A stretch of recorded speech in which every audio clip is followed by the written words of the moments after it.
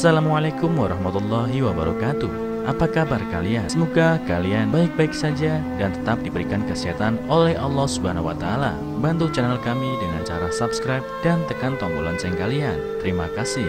Semoga kisah ini bermanfaat. Takut istri, anak durhaka biarkan ibunya kelaparan. 9 tahun berlalu keduanya syok lihat ini. Seorang pria bernama Tung Tung tinggal di desa Fengshan, Tiongkok. Tung dikenal sebagai anak durhaka setelah mengabaikan keluarga kandungnya. Sebelumnya, sang ayahanda telah meninggal saat dia bayi sehingga ibunya harus susah payah merawat hingga besar. Dilansir dari Epoch Times, saat memasuki umur dewasa, Tung dijodohkan dengan seorang bernama Ah Mai. Awalnya Ah Mai menolak, tapi daripada tidak mendapatkan jodoh ditambah lagi usianya yang sudah cukup tua untuk ukuran seorang gadis di desa, Ah Mai lebih tua 6 tahun dari Tung Tung. Akhirnya mau menikah dengan Tung Tung. Setelah menikah dengan Tung Tung, tampak jelas Ah Mai tidak suka dengan ibu mertuanya. Dia selalu mengatai ibu mertuanya hanya numpang makan dengan kata-kata ketus. Menyuruh Tung Tung suaminya bekerja mencari uang. Kalau tidak bisa mendapatkan uang, dia akan pergi dari rumah dan tidak mau punya anak-anak dari Tung Tung.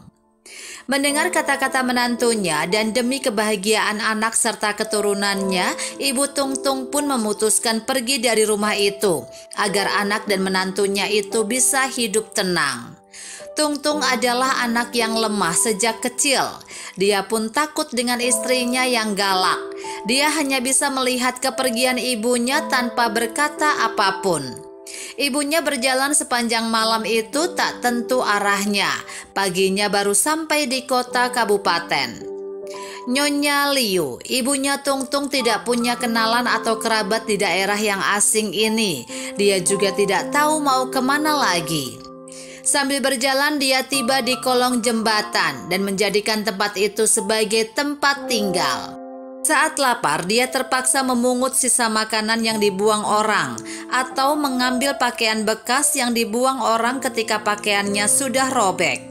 Hingga akhirnya dia pun memulung sebagai mata pencahariannya. Saat musim panas, Nyonya Liu bisa tinggal di sembarang tempat. Tapi saat musim dingin, apalagi turun salju, cuacanya menjadi dingin.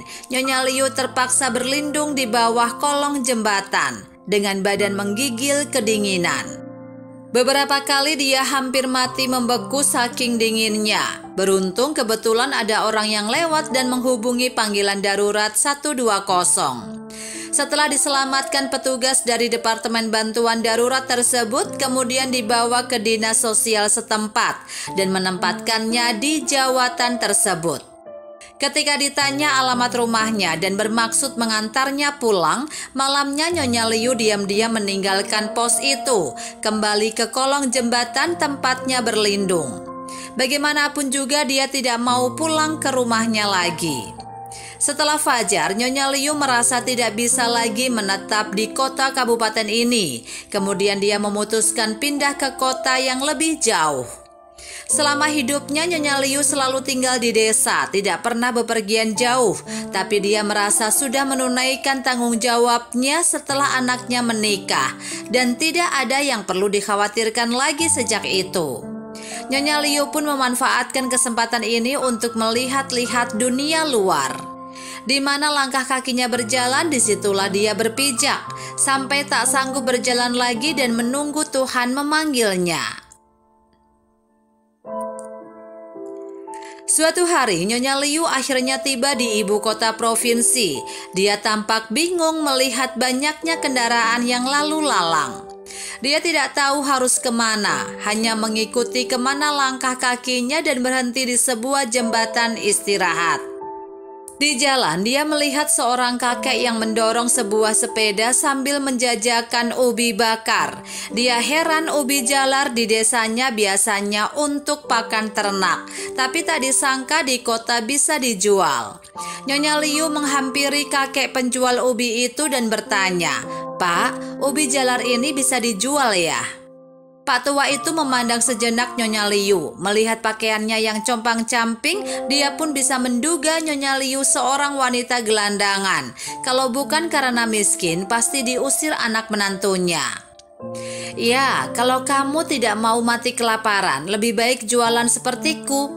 Lebih baik mengerjakan sesuatu daripada tidak sama sekali. Janganlah mengemis, itu tidak baik bagi kesehatan, kata Pak tua itu. Belakangan atas bantuan kakek itu, Nyonya Liu pun belajar memanggang ubi jalar. Setelah tahu cara membuat ubi jalar panggang, si kakek kemudian membuatkan sebuah oven untuk Nyonya Liu, membantunya membeli arang dan ubi jalar segar. Dan setelah Nyonya Liu sudah bisa Liu mandiri berjualan di jalanan, si kakek baru pergi dengan tenang.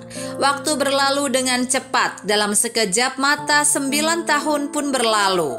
Selama 9 tahun Nyonya Liu menjual ubi panggangnya, orang-orang yang membeli ubi panggangnya pun tidak pernah sepi.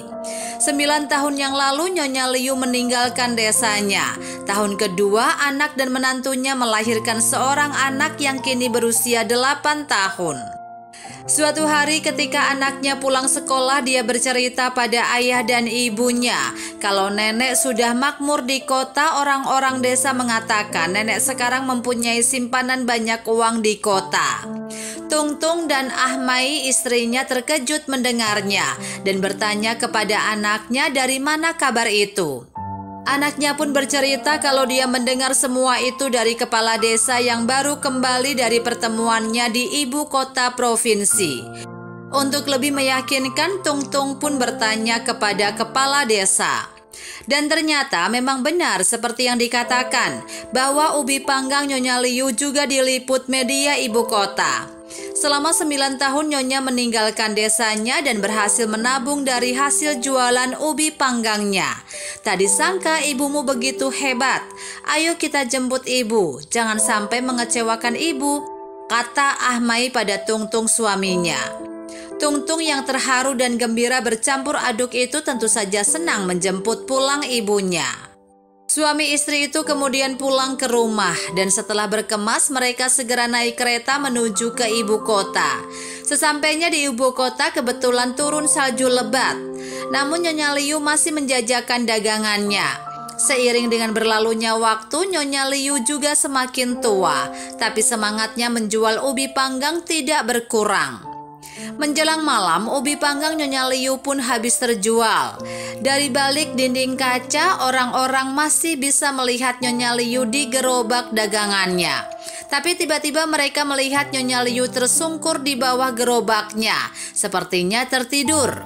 Beberapa orang merasa ada sesuatu yang tidak beres, lalu bergegas menghubungi nomor telepon darurat 120. Tak lama kemudian, dokter pun tiba di lokasi setelah sekitar setengah jam upaya penyelamatan. Namun, dengan menyesal sang dokter memberitahu bahwa Nyonya Liu sudah meninggal. Orang-orang yang berkerumun pun hanya bisa mendesah sedih. Tepat pada saat itu, Tung Tung dan Ahmai tiba di hadapan Nyonya Liu, dan mereka tak percaya dengan pandangan matanya setelah mendengar kabar buruk. Hanya Tung Tung yang tampak meneteskan air mata, sementara Ahmai justru sibuk membalikan badan Nyonya Liu mencari-cari tas sambil bertanya, "Mana tabungan ibu mertua? Di mana? Di mana? Siapa yang melihatnya?" Orang-orang diam membisu setelah tahu mereka adalah anak dan menantu Nyonya Liu. Dan di antara kerumunan orang-orang itu muncullah seorang pria tua, yakni kakek yang pernah membantu Nyonya Liu dulu, lalu berkata pada Ahmai, "Kamu menantunya Nyonya Liu ya? Tidak perlu dicari lagi. Uang yang dikumpulkan Nyonya Liu selama ini semuanya telah disumbangkan ke Yayasan Amal. Total ada sekitar 516 juta rupiah. Semua uang itu disumbangkan untuk orang-orang tua yang dicampakkan, tidak menyisakan sepeser pun untuk dirinya sendiri, yakni Nyonya Liu." Puji Tuhan, benar-benar seorang yang baik hati. Terdengar gema pujian dari orang-orang. Sementara itu Ahmai duduk di atas tanah dengan kecewa, menghela nafas dan berkata, "Jauh-jauh kami ke sini tapi tidak mendapatkan apapun. Mengapa? Mengapa? Mengapa tidak menyisakan sepeser pun untuk kami?"